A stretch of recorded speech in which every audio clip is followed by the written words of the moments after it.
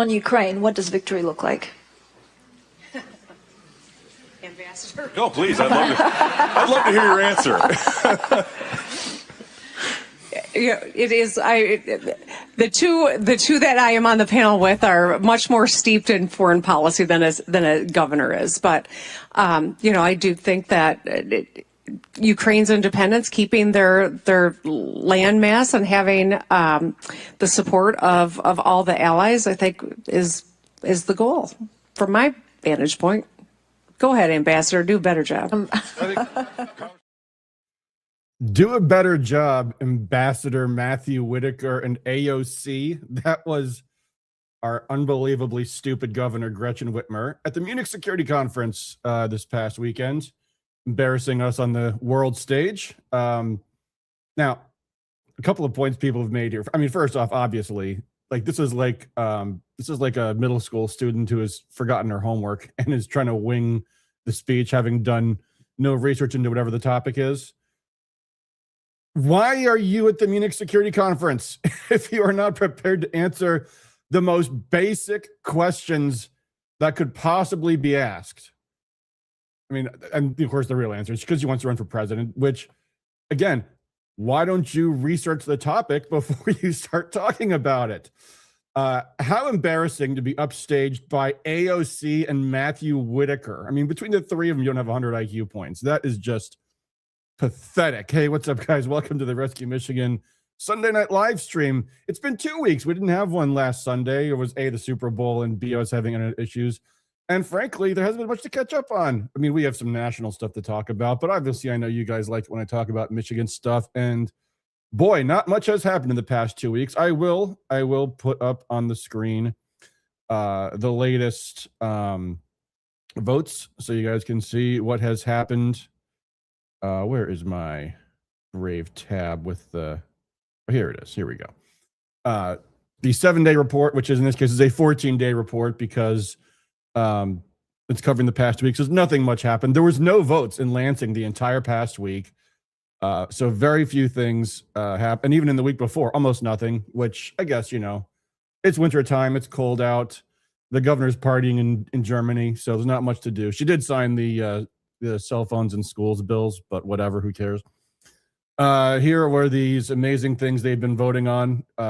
Very, very, again, like pretty much nothing. But just cover just to do our due diligence. Ban foreigners from funding ballot proposal campaigns and require a certification that no foreigners funded elections. Well, the Democrats voted for them just about. Why did the Democrats vote for these things? Because they don't do anything. Because they're not going to pass anyway. I mean, that's the thing is like these people in Lansing are just totally checked out and whatever. Fine, almost nothing they do is of any value to us anyway. So, but they did put in some new bills. I added a new little feature to this webpage that it does actually color code the bills by the partisan mix of the co-sponsors, which does occasionally things will stand out when you'll see a bill that is sponsored by a Republican that is almost entirely co-sponsored by Democrats. I wonder if we have an example of that in this one. We probably do. I thought I remembered seeing one. Mark says, I think this should be the exception because of Pam Bondi releasing the greatest attorney general, being the greatest attorney general in the stupid Epstein files. Mark, buckle up, man. You're in for a rough stream tonight. We'll talk about Pam Bondi soon enough. Yeah, anyway, so not a lot going on in Lansing. Again, if any of these bills are even interesting to you, and I found almost none of them to be interesting to me, it doesn't matter because none of them are going to be signed into law. I actually, I was at the dentist the other day, and he always talks politics to me because, and he had mentioned there was some kind of medical licensing reciprocity bills where the House and the Senate both passed identical bills, but different bill numbers, one sponsored by the Democrat and one sponsored by the Republican, and they can't get them to pass the other chamber because neither side wants to give the other a win, as they like to call it. So that's how bad that is. I don't know, there's some bills to laugh at. Dana Polehanke put out a bill in the Senate to extend the taxpayer-funded breakfast and lunch program to K-12 students through 26-year-olds. Yes, you have to be 26 years old in high school before you do not get your free taxpayer-funded breakfast and lunch. So there you go. So with that, we can talk about the big stories of the day. Obviously, the big thing is the Epstein files continue to be absolutely haunting and shocking, and more of them have come out. So let's go to some of the top clips I have from this week. First off, this is a hilarious bit from Ryan Long, who I recommend watching if you haven't ever seen him. I did go to see his show, and I forget the other guy in this clip you'll see, but he always does comedy shows with him. But anyway, so one of the guys who has been just all over the Epstein documents is Howard Lutnick, who people have started to speculate is actually Trump's handler, because he's always sitting right behind him in all these clips where whenever Trump is asked about Epstein, Lutnick bursts into hysterical laughter. It's very bizarre. Anyway, Lutnick had told Congress once that he only ever met Lutnick once because he was his next door neighbor. And we went over there to his house, and when I saw that massage table, I told my wife I'm never going back there ever again. And then, of course, it turns out he went to his island and he had a business deal with him and yada. Anyway, this is hilarious. Let's watch the clip. One that was making me laugh the most, though, was Howard Lutnick. Oh, buddy. He was so, like, high and mighty. Like, I took my wife and I go, we're leaving right now. And as we're walking away, he goes, we are never going back to that house ever again. But you went to his island. Yes. Okay. So I did, yes, go to his island. But after that, once I was on the island, I looked him in the eyes and said, this is the last time. I went to the island to tell him I'm never coming back. I told him here. I'm never coming back. And they said, but you guys had a company. We did start a cryptocurrency together. Now that you mention it, yes. I forgot about Epstein coin. Once the crypto was up and running, I said, you can take me off the board of the directors. You, sir, are a perv. What about this photo of you and him that you went backpacking around Europe together? You were riding a double bicycle holding 2 slices of pizza. I heard to explain. He goes, he's going to have to start coming out being like, yeah, you know what? I think I have PTSD from 9/11. Like, he's going to get a doctor's note. Like, why I went to Epstein's Island doctor's note. Whereas, like, Howard didn't remember he went to Epstein's Island due to his 9/11 PTSD. I know that Howard and Epstein did buy a block in Amsterdam together. Maybe I accidentally was there, and then they find the video. It's like them doing like conga lines and shit together. Just like bum, bum, bum, bum, bum. Yeah, Lutnick is all over the Epstein files, and man, is it bad. Here's just one document of many. Let me try to zoom in so you guys. Oh, it's not letting me zoom in very much. Well, anyway, this is an FBI memo, Guardian complaint form, and what do we have here? This information is being sent to your field office based on possible location of Lutnick within the United States.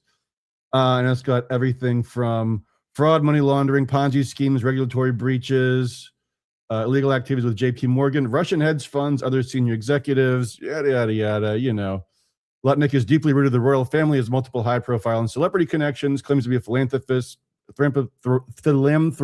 excuse me, but is merely using his activities as charities as a smokescreen for his illegal activity. And lots of things in here linking him to Jeffrey Epstein and Ghislaine Maxwell. So yeah, just one of many, many, many documents in the Epstein files involving Lutnick. And here's another clip of them. This is here's what I'm talking about. This is Trump, and there's Lutnick behind Trump. And for some reason, every time Trump is asked about Epstein, you'll see Lutnick do this bizarre gut laugh. Yeah, there it is right there. Every time Epstein comes up, he can't stop laughing. It's so weird. And as this poster points out, neither Howard Lutnick nor Thomas Barak will be fired. Barak is he is the ambassador to Syria. He's, I guess, our connection to Al Qaeda, who's also like all over the Epstein files.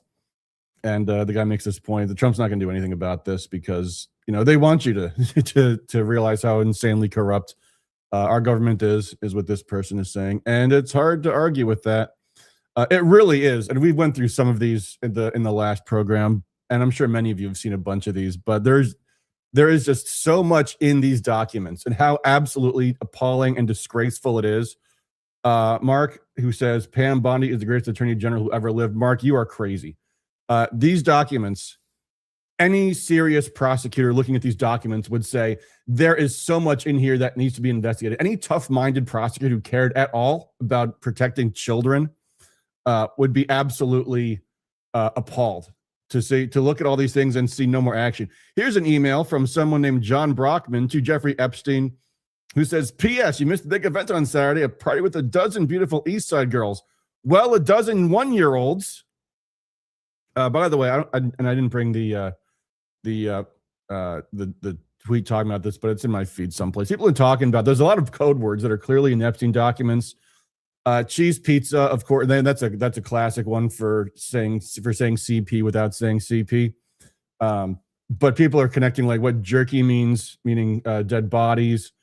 All kinds of weird code words appear in the Epstein files over and over again. I went to the dentist; they say over and over again. They talk about having pizza for an hour, which is a weird thing to say. You know, I mean, me and a friend had a pizza the other day, and we did not have it for an hour. Here's another funny one that popped in. This is from December 2016. Come to visit the island, Jeffrey Epstein says to Bill Gates. New administration people visiting. Wonder who they were. Wonder who those people were. Here's another thing that came out that was noticeable this week. Russell Huffines, who works for the Trump administration, his parents own the Zorro Ranch, which was one of Jeffrey Epstein's many, many properties, one of his enormous it's like the Epstein Island, but on the property of the United States, which for some reason has never been subject to a search. Like there's been absolutely, for all the pedophilia that Epstein's been known to have committed, the FBI never thought to look at anything on Zorro Ranch. Yeah, apparently Russell Huffines, the son of Don Huffines, the owner of Jeffrey Epstein's property, is the White House Office of Cabinet Affairs, whatever that is. So there you go. And that's just, I mean, again, you know, without belaboring this too much, because we'd be here all night talking about the things that have been in the Epstein files. I made a bazillion posts on X over the past couple of weeks about all the additional things that we've been finding in the Epstein documents. The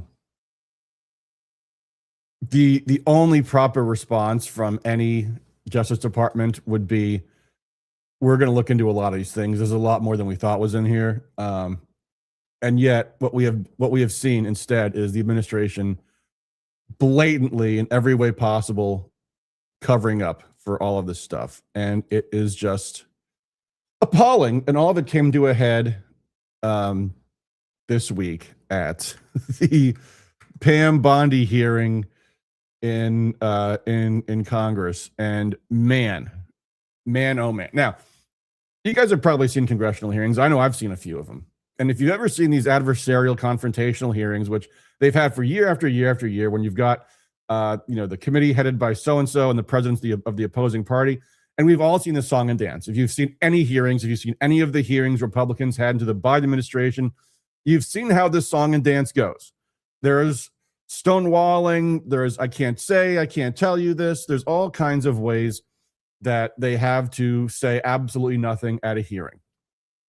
What Pam Bondi did at this hearing was instead to attack every single person who asked her a question with apparently flashcards. So, in fact, here is Thomas Massey, the champion of America in Congress, who made this point. Staffers literally gave her flashcards with individualized insults for every single member of the committee. But she could memorize them, so you can actually see her shuffle through them to find the flashcards, the insult that matches the member's name.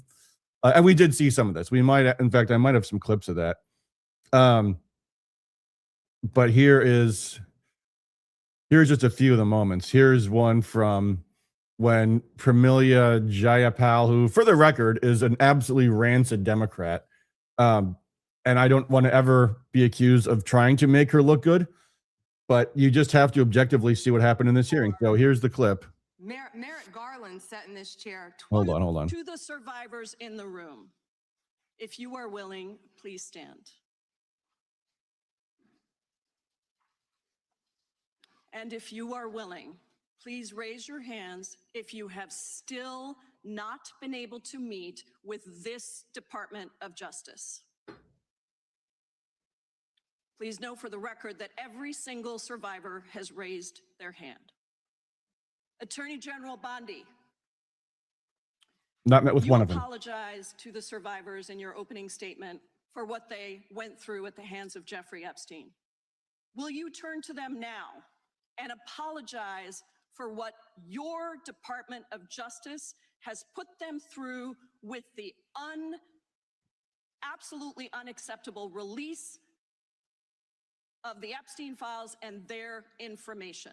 Okay, now obviously that is a loaded question, and obviously there are ways to answer this question without coming across as an absolute monster.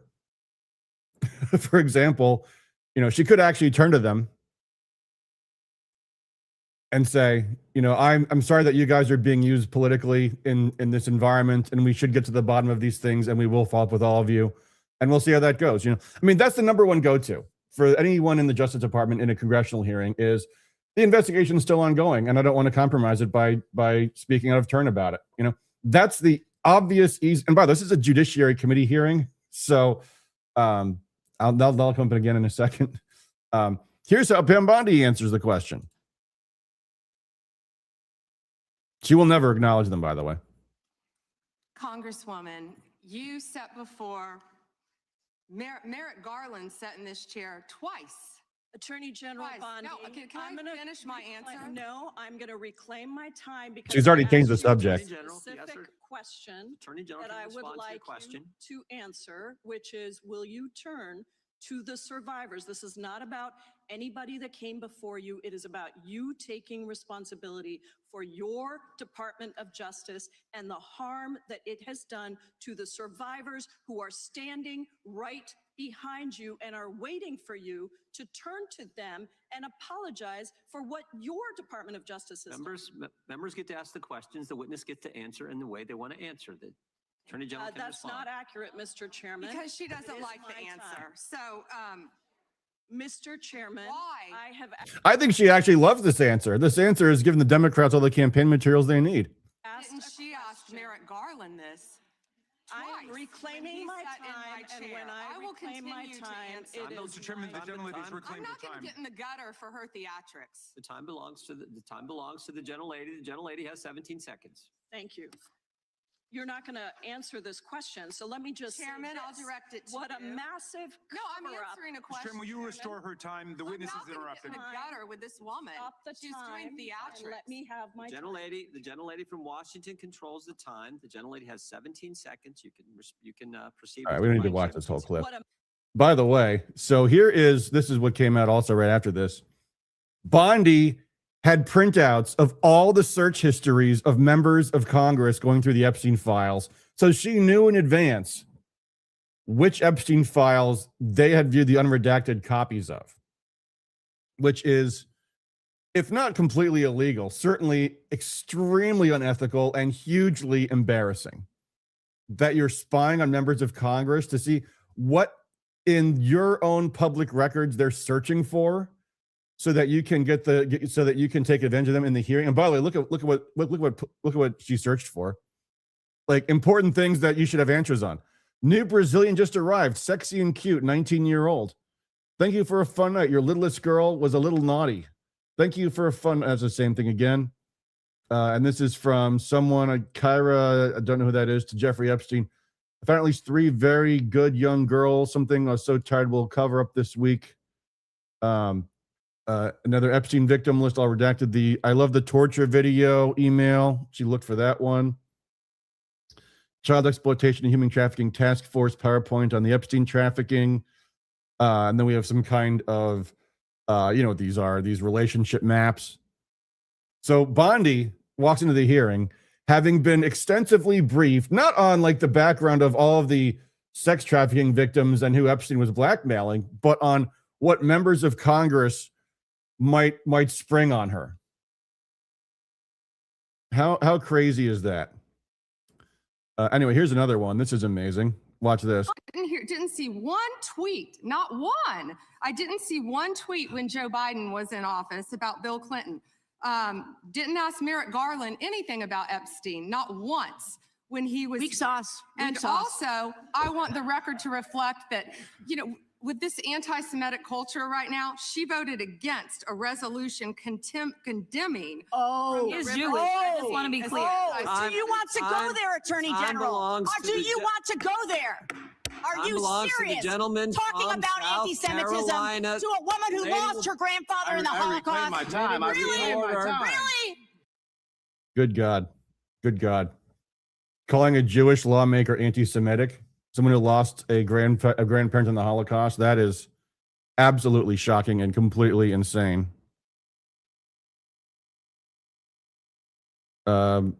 Mark, please don't listen to Mark. You're welcome to leave. If you don't have to watch this if you don't like this. Please don't listen to Mr. Adam. Dude, this is what happened in Congress this week, okay? This is what Pam Bondi did. Of course, the most famous part of the exchange, and I, for some reason I didn't bring the clip, but you guys have all seen it. I know you all have, of Pam Bondi going, but the Dow is over 50,000 this week. We should be talking about the Dow, which is insane when you consider that this is a Judiciary Committee hearing and it's a hearing on the Epstein files. Like, yeah, I know, Patty's talking to you, but anyway. Here's that exchange. I do have the clip of it. Here it is. Fix you some of this new Mococo drink. All natural cocoa beans from the upper slopes of Mountain Nicaragua. No artificial sweeteners. What the hell are you talking about? Who are you talking to? Fix you. Okay, for those who didn't get that reference, that was from the Truman Show. Hold on, I gotta stop the clip from looping because I'm hearing it in my headphones. That was the show that was the movie The Truman Show. Remember that movie where the woman is so there's a guy who has been his entire life unknowingly part of a reality TV show, and he's figuring out that his whole life is a big setup for a reality show, and he's trying to talk to his mother about it, but she also has to do product placement for the TV show, so that's what that was based off of. I mean, just bizarre. I mean, and here's the thing, and every attorney knows this. You can't just whataboutism does not work in court. You can't say, Your Honor, I know I've been charged with possession of marijuana and cocaine and ecstasy and heroin, but tons of people haven't ever been charged with those things. So how dare you put me in prison for that?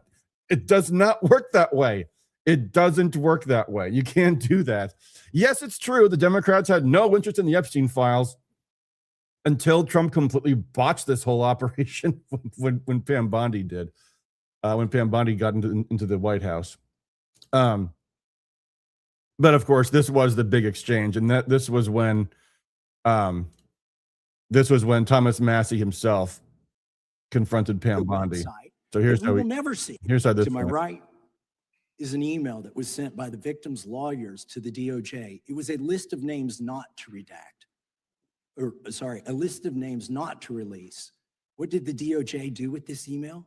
They released this email in the document production. Literally the worst thing you could do to the survivors, you did. And they're getting phone calls. A lot of these people didn't want to be known.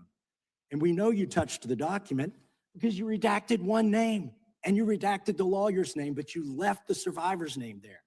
The next document I want to show you, that was in the title, the victims' survivors' names, all right? The title of this one is Child Sex Trafficking. Co-conspirators, fully redacted. And by the way, I'm going to unredact them here. Les Wexner is in this. Now your your deputy attorney general said, oh, well, he appears hundreds of times in the files, but he doesn't appear in this file until I forced you to release it, where he's listed as a co-conspirator, not to tax evasion, but to child sex trafficking, not to prostitution, not to money laundering, child sex trafficking. And then finally, what we have here is the third exhibit that I have is emblematic of the FD 302 release. These are the documents that we need that you're holding on to and over redacting because they have the names of the men who are implicated. How do we know? Because the survivors gave testimony to the FBI, and it's in there. And what happens when you go to the portal at the DOJ to look at what's behind this redaction? Another redaction. So we can't even see them. And then there's some of these files you've pulled down from the website that we will never see. So these are all, we can't search the these are all redactions. very, hold on, why is this not So pausing? I have several questions for you. Not Who's letting me- responsible? Are you able to track who in your organization made this massive failure and released the victims' names? Are you able to track who it was that obscured Les Wexner's name as a Okay, for some reason, it's not letting me pause this, which is odd. These are extremely serious allegations. He's saying, first of all, that the Department of Justice is destroying evidence that they're compelled by law to supply to members of Congress, which we just saw they're also spying on. Oh, hold on. Here's Pam Bondi. He's about to say things. 30 minutes. He was already, you're acting like everybody's trying to cover up Wexner's name. reclaiming my I'm time. going to answer this question. Reclaiming my time. He It's- was, Mr. this Chairman. isn't how this works. Can I have my time? He back? was, Mr. Chairman. The gentlelady can give her answer. The time belongs to the gentleman from All right, Kentucky. I'm reclaiming my Can I give time. my answer? So Yes. I'm going to put the language of the bill up on the screen. Chairman, because I may I have give my another answer question. on that? All right, they're going to be yelling at each other for a while here. But the point being that they passed a law. Thomas Massey passed the law. He led the effort to get the law passed over the objections of the Trump administration that demanded these document disclosures. And they have withheld not only, so the first thing they're talking about is these redactions that were improper that Massey and Rokon and others forced them out. But then also at the same time, and there's actually been this whole exchange after this that went on, going back and forth between Massey and Pam Bondi and a bunch of people on X saying Massey wasn't supposed to have released so-and-so's name, and Massey was like, actually, no, I actually sent the DOJ a heads up that these were the names, and they should be, they should say if it's a list of names that should be in a lineup to say so. Anyway, Mark says, Mr. Adam, we love you. We're not going to leave because I'm not going to let the anti-Trumpers get to you. Mark, see, the issue here, Mark, is it's not that anti-Trumpers are getting to me. There's a distinction between the message and the messenger. Like, it's not that the anti-Trumpers are dividing the party. It's not like the people out there are poisoning my mind. The party's being divided because of the choices of this administration. Like, this is what they have chosen to do, right? Trump was elected with a mandate to release the Epstein files and go after the people who are involved in a giant elite child sex trafficking blackmail operation, which now we have millions of documents proving exists. And instead, the Trump administration is choosing to say, hey, actually, we're going to investigate nobody. We're going to prosecute nobody. We're going to attack anybody who asks questions and tries to get to the bottom of this. How insane is this?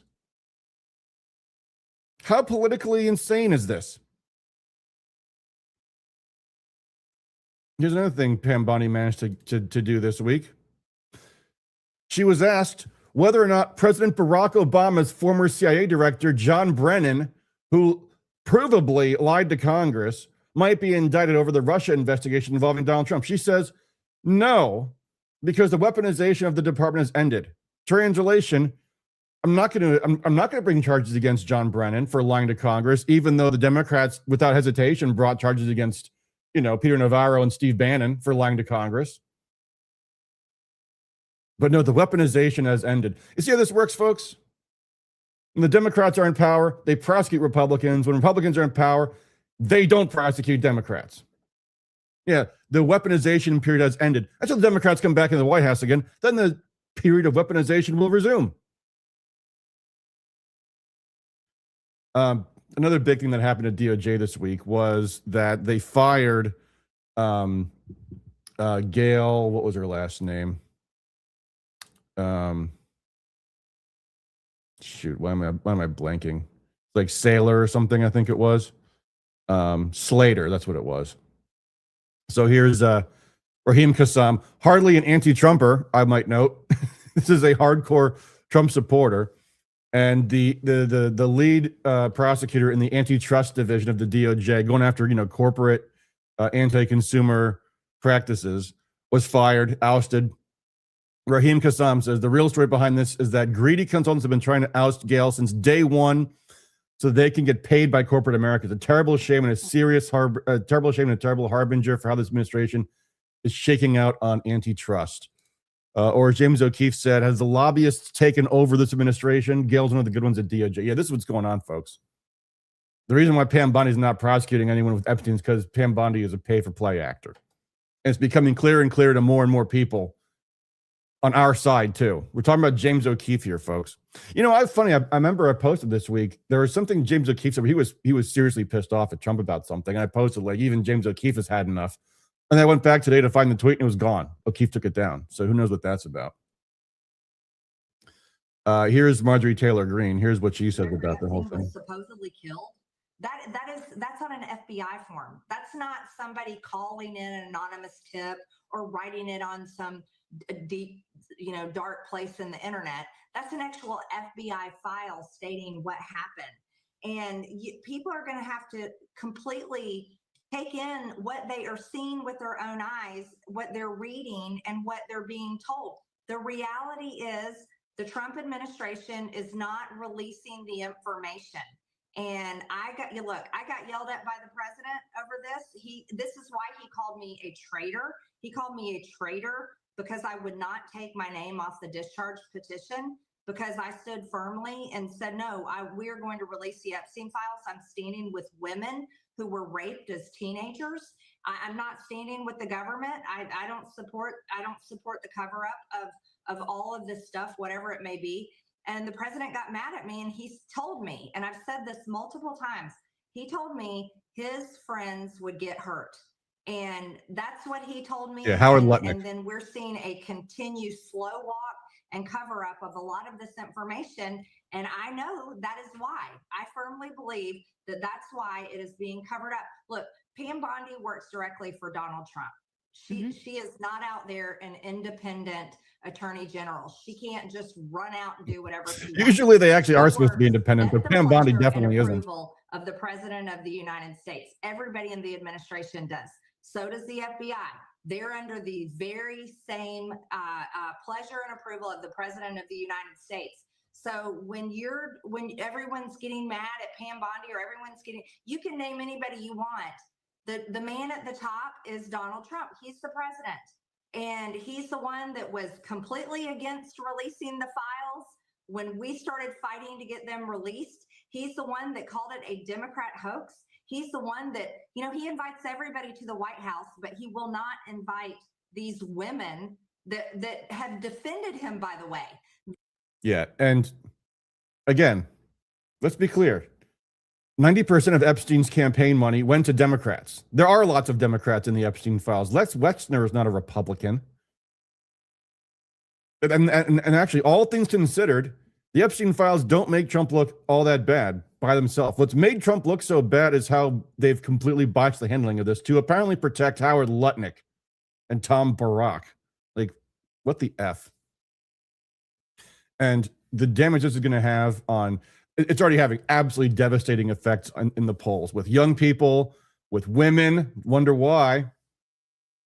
And I got to say, these Epstein documents have had an absolutely profound effect globally on how other nations view the United States. They view us as a country that is run by a pedophile blackmail ring. And they're not wrong.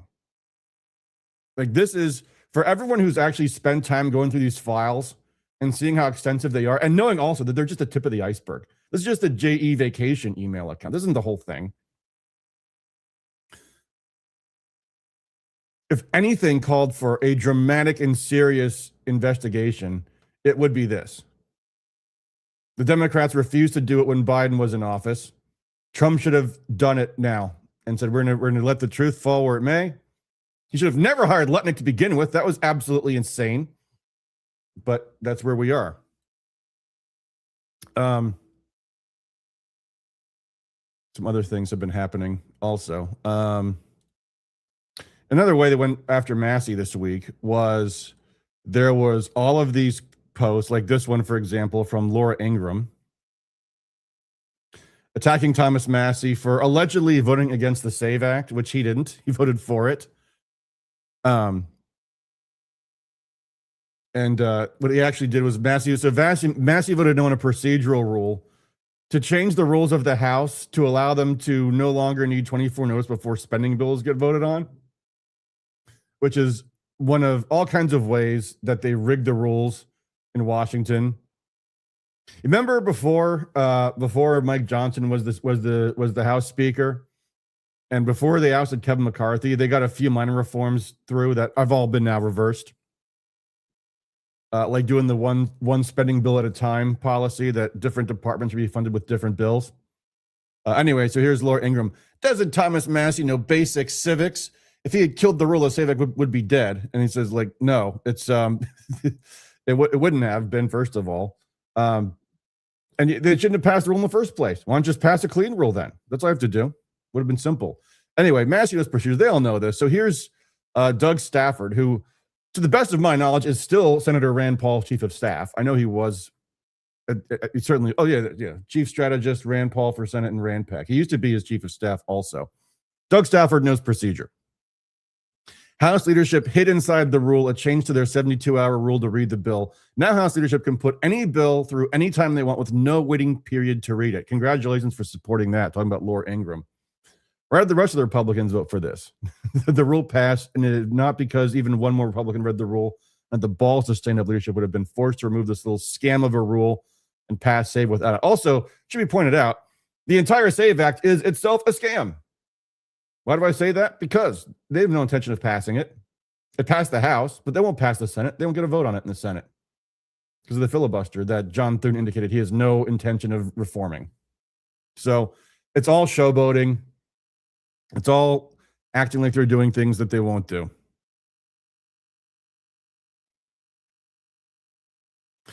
Ronald says, we've got elections in Michigan to win with only months left. Focus, people, focus. Well, to that, Ron, I actually did cover some Michigan news at the beginning of the show. There hasn't been much because they are not doing much of anything in Lansing. But yeah, we have 9 months left. So there's still a lot of months left. But again, Ronald, the thing is, the public opinion of the Republican Party nationally is going to have enormous effects down ballot. And this stuff is important. This is just kind of funny. This is Thomas Massey trying to be confronted by a Laura Loomer reporter who's following him around. So here's how that went. No, I didn't see him on that. Congressman Massey, in the last week, you would have called on President Trump to apologize to Barack Obama, and you're standing here with Congressman Khanna at a press conference implying that the president is a pedophile protector. Are you hating on Trump to try out for CNN? I didn't crack out. Are wearing off. Oh, really? Congressman, you need to answer my question. Your lies, your insults are getting old. That's brutal. Your puberty blockers are wearing off. Of course, puberty blockers don't wear off. We know that, but still a nice diss. And again, by the way, going back to Ronald's point here, yeah, if we've got elections to win, why is Trump spending tens of millions of dollars to destroy Thomas Massey in the primaries? Why? And that's not just Thomas Massey. Republicans are spending tens of millions of dollars to protect John Cornyn from being primaried by Ken Paxton in Texas. I say if John Cornyn can't fend off a primary challenge from Ken Paxton by himself, he shouldn't be the one in office. Patty says it's important, but we can't change any of it. Well, you know, obviously we're a tiny little show here in a tiny little state. But I think more people should be voicing their outrage over these things. Because at the end of the day, that's the only thing that might change this behavior. Speaking of which, we got some bigger things to talk about later in the show here too. Hold on, I got some more stuff from Massey though. And again, this is Trump again ranting about Thomas Massey. This is Trump's take on the hearing the other day, which, like, okay, first off, remember back when Trump was on Twitter and he had a 140 character limit and he just had these zingers all the time for all the topics going on of the day. Not this like giant wall of text. Anyway, so he says Pam Bondi under intense fire from the Trump deranged rack left lunatic was fantastic at yesterday's hearing. Bullshit. She should have been fired immediately after that hearing was over. That was an atrocious hearing. Everybody has said this. So that was a complete humiliation of a hearing. Absolutely disgraceful. Anyway, he goes on blah, blah, blah, yada, yada, bullshit. They threw this in and Massey caught. This is funny. Thomas Massey has made a fool of himself yesterday, fighting aimlessly against a hopeless agenda of hate and stupidity. So, meaning what? Trump's agenda? Trump's agenda of hate and stupidity? Hey, not bad. Also, what's Trump been up to this week? Well, he just endorsed Corey Mills. This is a nice summary of Corey Mills. This is, again, guys, yeah, you care about the elections. I care about the elections, too. Here's what Trump did this week. He endorsed Corey Mills, who, let's read through this, severely beat a young girl in his D.C. apartment until she was covered in bruises, according to D.C. police, before paying the girl money not to press charges last year. Fabricated his entire military record, committing felony stolen valor and lying about having served in the war. Sentenced with an injunction by a Florida judge for sexual harassment and cyber stalking of another young girl last year. Currently under investigation by the House Ethics Committee for fraud and having illegal contracts with America's foreign enemy governments. Converted to Islam and was married in the mosque run by a radical cleric in order to marry a fellow Muslim for her family's money. Purchased prostitutes while on a trip, pretending to save the lives of people in Afghanistan and pocketing the donation money. Voted with the Democrats against a resolution censuring Ilhan Omar. And here is what Trump posted about Corey Mills. America First patriot and a tremendous champion for the great people of Florida's 7th Congressional District. He also endorsed Maria Salazar, who's the sponsor of the Dignity Act in Congress. What's that? A huge amnesty bill. Then there was this other one, another great one. Trump endorsed Julia Letlow, who is a total rhino. She was the one I think we had on 2 weeks ago that was like saying how great it was that he was supporting amnesty for Louisiana fishermen. I think that was her. One less primary challenger of Trump backs Julia Letlow, and here's Daniel Horowitz. So sad. He was a much better candidate, Blake Miguez, who dropped out of the U.S. Senate race because Trump's endorsements, as always, are for rhinos against the Trumpsters. So figure all this out, guys. Here's another funny video. This came up this week. Let's watch this again. You floated the idea of $2,000 rebate checks for Americans from tariff revenue. Who's going to get that, and when is that going to happen? We'd make it. I'm looking at it very seriously. I'm the only one who can do it because I'm taking in hundreds of billions of dollars of But money. you can promise some Americans will get those checks. Oh yeah, sure. I can do that. I haven't made the commitment yet, but I may make the commitment. So it's not. Well, I just gave. So Trump, of course, had made that commitment, and now he's backpedaling on that. Oh, I promise I'm going to send you $2,000 checks. Actually, maybe I won't. Yeah. Good luck, guys. What else do we have from this week? Let's see here. I do have more stories. Hopefully some not Trump things. Let's see. Hold on. I've got so many windows. How many of these can I close? So here's a story that came out today. Treat with a grain of salt, I suppose, but this is from Kim.com. Palantir was allegedly hacked. An AI agent was used to gain super user access. Here's what the hackers allegedly found. Peter Thiel and Alex Karp, that is the founder and the CEO of Palantir, commit mass surveillance of world leaders and titans of industry on a massive scale. Does anybody seriously doubt that? They have thousands of hours of transcribed and searchable conversations of Trump, J.D. Vance, and Elon Musk. They have backdoored the devices, cars, and jets of world leaders and accumulated the biggest archive of blackmail material. Palantir is creating a nuclear and bioweapons capability for Ukraine and is working closely with the CIA to defeat Russia. They believe they are 1 year away. They plan to achieve this by keeping Russia busy with meaningless peace negotiations. Well, speaking of that, and by the way, this sounds to me like BS. Because one thing is, Russia has not let the bullshit peace negotiations slow them down. Like, that's one thing that they made absolutely clear is there will be absolutely no ceasefire until we have a final settlement of this conflict. Until then, we absolutely will not stop. So they have not really kept Russia busy. I mean, yes, that's true. They have these negotiations, and there have been more of them these past couple of weeks. It is so boring and so pointless to try to even make sense of what they're blabbering on about. It's like what Trump is doing is he just tells the Russians whatever they want to hear and then tells Ukraine whatever they want to hear. And meanwhile, like, they're still absolutely irreconcilable. Like, they're like, oh yeah, we've agreed on 90% of everything except for the land question. Like, well, first of all, the land question is pivotal, but also that's not true either. They have not agreed on all kinds of other things. But anyway, I'm sure they are trying to develop weapons capabilities for Ukraine. But if they're actually succeeding in any of that, that remains to be seen. Palantir is responsible for the majority of Palestinian deaths in Gaza. They've developed the AI targeting for Israel. This is a well-known fact. Palantir is an arm of the CIA, and all data from international clients is copied into a CIA spy cloud. Of course it is. Why wouldn't it be? And then he says that I have given this information over to Russia and or China. Well, we'll see. Take it for what it is. It's only a rumor from Kim.com.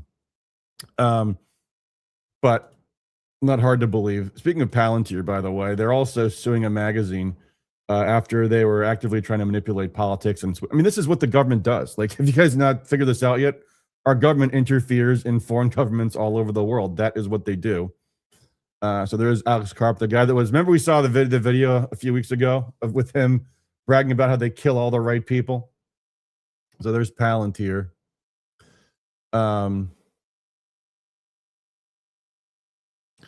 What else we got? There's a couple more Epstein stories. I'm kind of done with talking about Epstein for tonight, guys. But the other big thing was Trump met with Benjamin Netanyahu for the 7th time, I think, in the past 13 months. It's been so long since his last visit over the New Year's that he had to come back. But there was this is I would say a rather unusual tweet from Trump. He says, I've just finished meeting with Prime Minister Netanyahu of Israel and various of his representatives. It was a very good meeting. I mean, that must mean it's been a terrible meeting, because with Trump, otherwise it would have been a fantastic meeting, a meeting like never a meeting has been held before. Just very good. It was a very good meeting. The tremendous relationship between the two countries continues. Weird use of the intransitive verb there. There was nothing definitive reached other than that. Again, this does not sound like Trump, does it to you guys? There was nothing definitive reached. That sounds like they had a fight. Other than that, I insisted negotiations with Iran continue to see whether or not a deal can be consummated. Again, like with the Russia stuff, there's no negotiations. There will be no deal.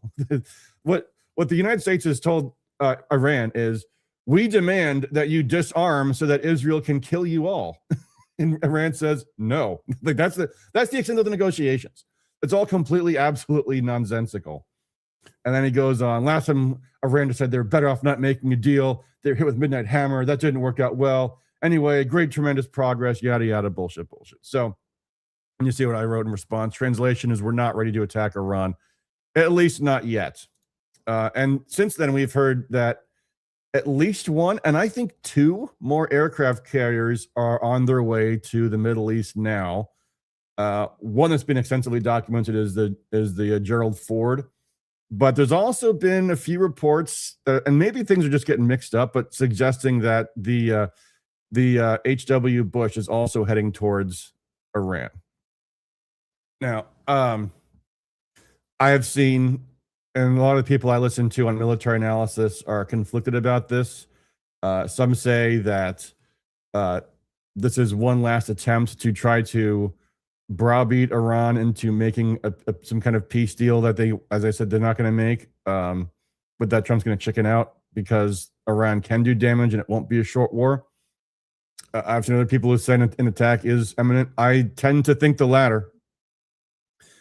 I tend to think that what happened was Trump was ready to attack Iran a couple of weeks ago, and the Pentagon came back and said, look, we can do it, but there's going to be casualties because they will be able to attack us back.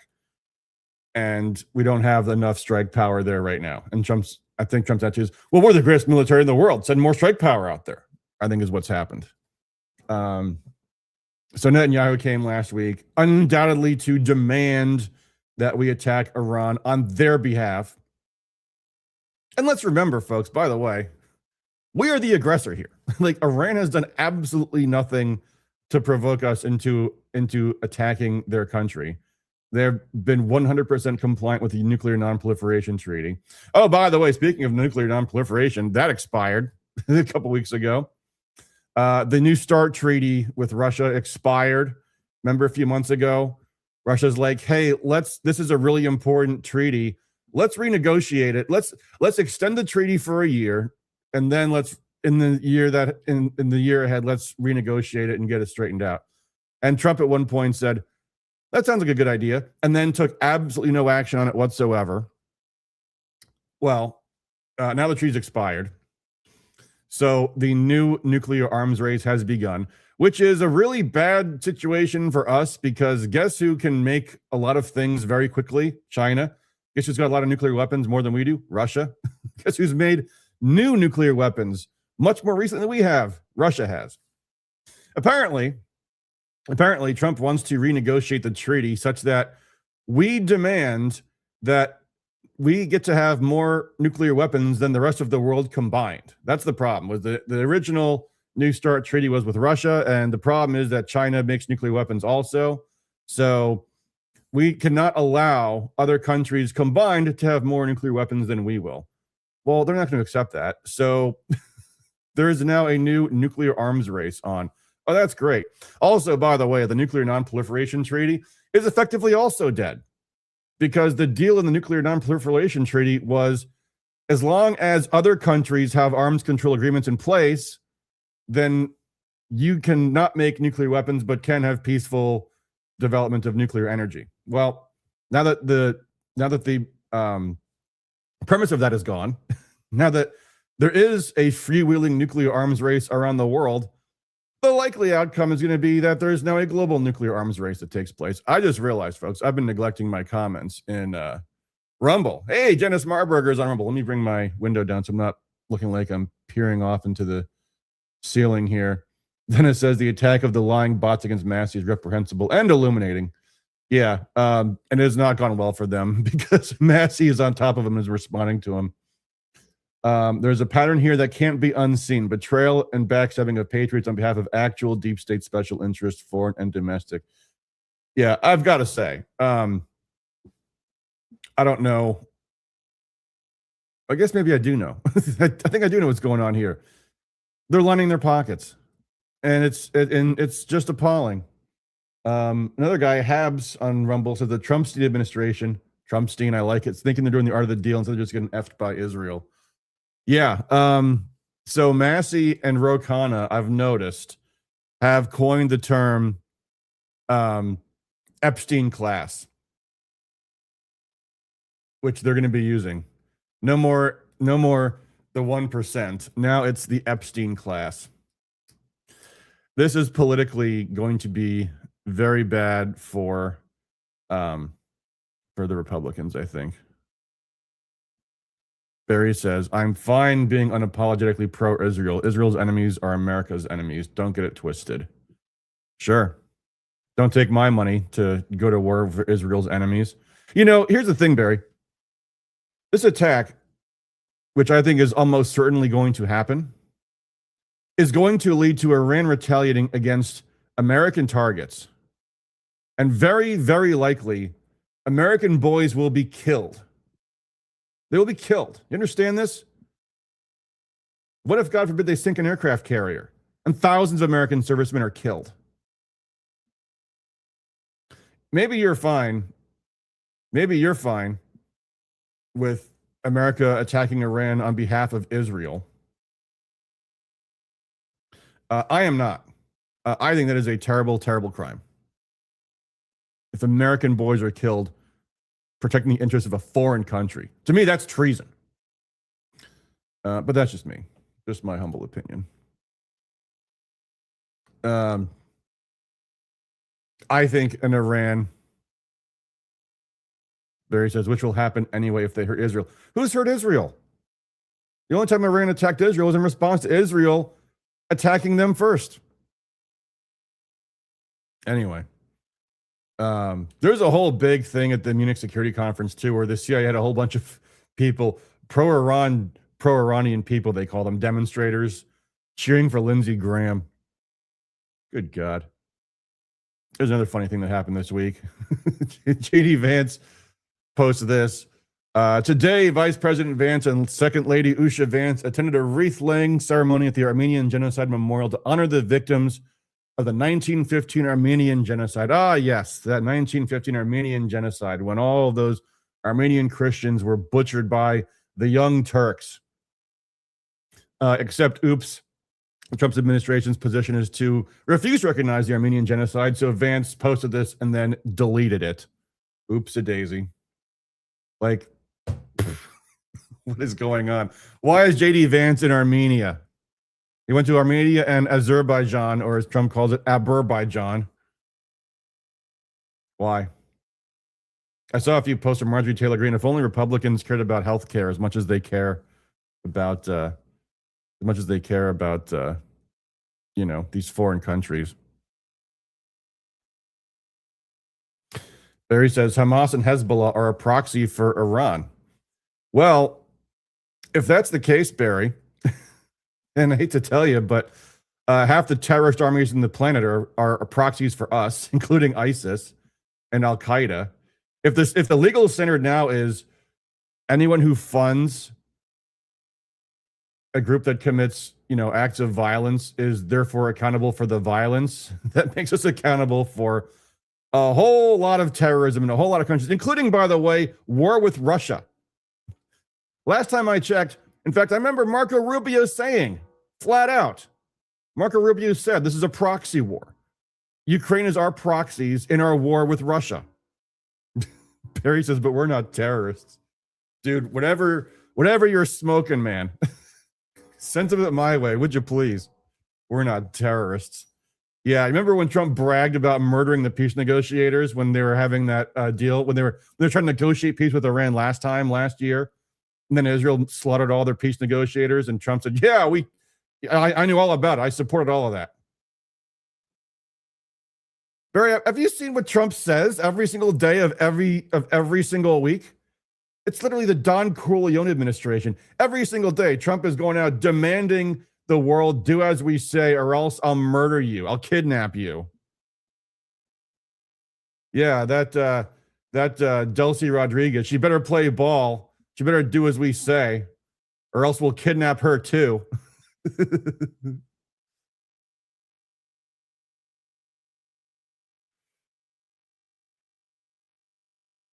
Jason says, your previous statement is incorrect about Trump endorsing rhinos. He didn't endorse Assy, and Assy is a major rhino. This is the level of intellect we're dealing with, folks. Good God. What else has happened this week? Am I done? Am I done yet? I'm sure there's things on my list of things to talk about that I forgot to cover. I have a note that I wrote in my list of things like a week and a half ago that Trump behaves as someone controlled by demons. Yeah. Literally every single day. It's shocking. Oh, here's the thing I forgot to mention. Do you know Trump sued America for $10 billion?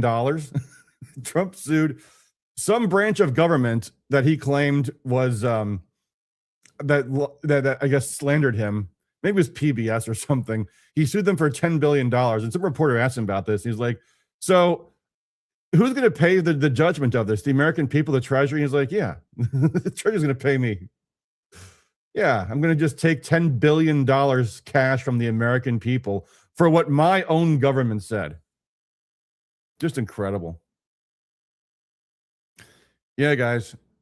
Yeah, Thomas Massey, or as Jason Mickelborg says, Assy. That's clever, buddy. Assy. I like it. Thomas Massey is the problem. Yeah, the American public is going to be all about supporting and defending elitist pedophiles. Good God. That's a sad thing. And, and going back to, again, I hate to keep going back to this, but, this comment. We got elections to win in Michigan and only got months left.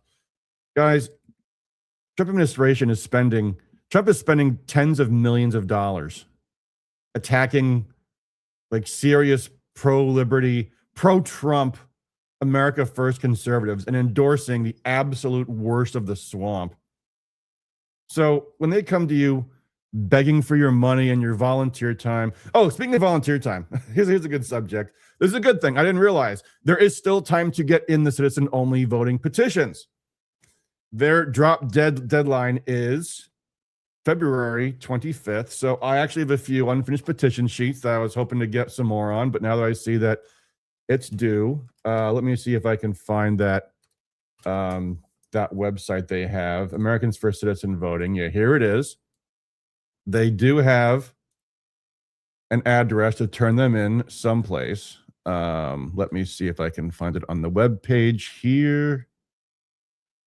Well, there is a phone number. There's a phone number to call. In fact, you know what? I'm not going to open my email on the stream, but I will look at this. I will look at the email. I will tell you because I did see.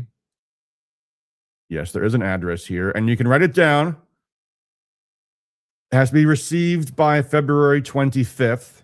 So if you want to mail them ASAP to 620 North Kane Road. That's Kane, Kane Road, Weberville, Michigan, 48892. See, guys, I'm fighting the good fight. If you've got petitions to turn in, do turn those in. It is a good thing to do. It would be nice to have citizen-only voting. Although, I did notice there was something else Trump posted this week on Truth Social or whatever, saying that if they don't pass the SAVE Act, he will simply implement it by executive order. We shall see. I predict it will not survive a legal challenge if he goes ahead with that route, but they're trying. But, you know, of all the things for election integrity, and again, I know we've all been just completely overwhelmed by the yammering about elections fraud stuff for the past many years now. Absentee ballots are where most of the vote fraud happens. Like, don't forget that. Like, yeah, non-citizens can vote in some elections in some places. Reportedly, so we heard, I think 15 was the official number for Michigan out of 10 million, 15 people. And then what's his name? The Macomb County Clerk, Anthony Forlina, said, yeah, we found a few more too. There's probably several more in every county.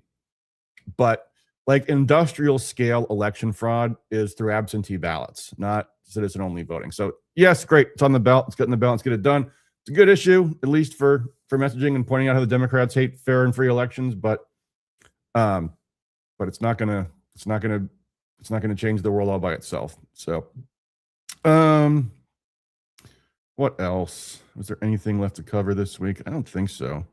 Oh, yeah, Patty says it's only 15 because Benson stopped counting. Yeah, but okay, say it's 150. Like that's still not very many at all. All right, I've got something for you guys. This is a Michigan thing. This is a challenge for all of you, especially all you guys who don't like the things I'm saying.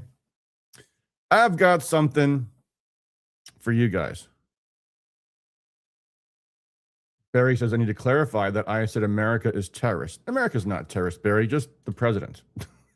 Just the chief of the armed forces. And the CIA.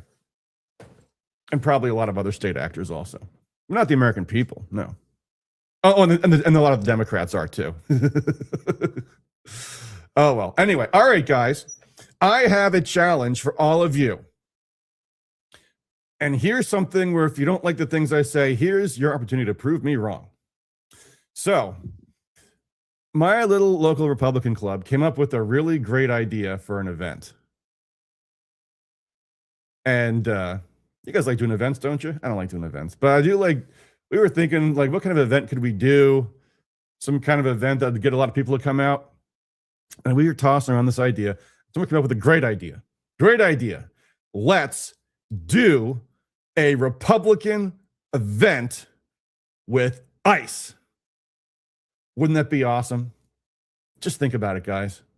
You get someone from ICE to talk about, you know, what they go through as an ICE agent and the things that are said of them and the stalking of their families. Mark says, why did I say Trump's a terrorist? You're making, well, because you asked me. Sorry. Again, just calling balls and strikes, man. Anyway, wouldn't it be great to do an event with ICE? In fact, I think we could probably get a lot of people to come to that. I bet if the Washington Republican Club was to do an event with ICE, we could get a bunch of other organizations nearby to co-sponsor the event, do it big. In fact, if the Democrats found out about that event, they'd protest it, wouldn't they? They'd make it huge. I bet you they would. I bet you they'd try to stop it. Well, that's a whole plot line itself right there. Democrats that have shut down an event. Well, what do we do now? We make it happen one way or the other. That becomes a story. That becomes a stand with the Washington Republican Club and support ICE, and let's make sure this event can happen. We need your help. Volunteer to be security. Do all these other things, you know? Wouldn't that be a great idea? I think that'd be a great idea. Well, so I spent the past couple of weeks trying to get a hold of somebody at ICE. Now, obviously, you can't just get like a field agent's not going to just come and do an event. They're going to have a designated spokesman, a government relations person. You know, there's got to be somebody whose job it is to do PR for the agency. Of course they do. Every government agency has these people.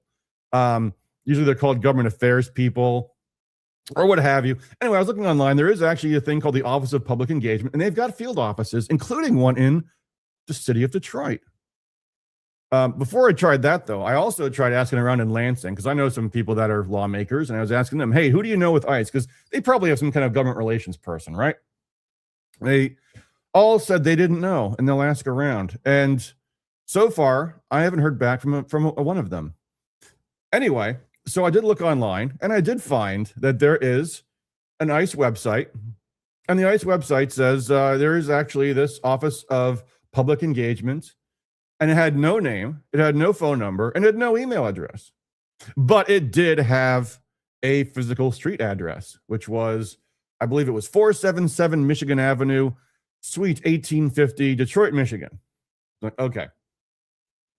I know this won't work, but I will still give it a shot. So I drove to Detroit, and I went to this office, big 18-story building, exactly 18 stories. This office was on the top floor. And I go in. Luckily, I thought to take my knife off of my keychain because, yes, of course, they search you as you go in. And I go into this federal building. It's 18-story federal building, one of the tallest buildings in Detroit. And I go up to the very top floor, 18th floor. And I find this Suite 1850. And it does not say Office of Public Engagement for ICE. It says something like Office of Special Investigations for U.S. Marshals or something like that, you know?